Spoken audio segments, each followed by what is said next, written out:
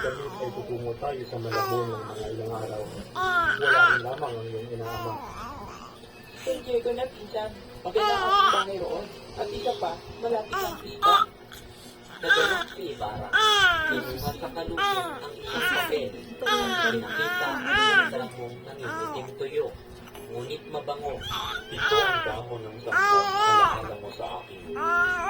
Isang puti at munting supot ang kinuha naman ng dalaga sa kanyang dibdib. Iyan bang liham ko bago ako umalis? Wala ka namang ibang sa akin.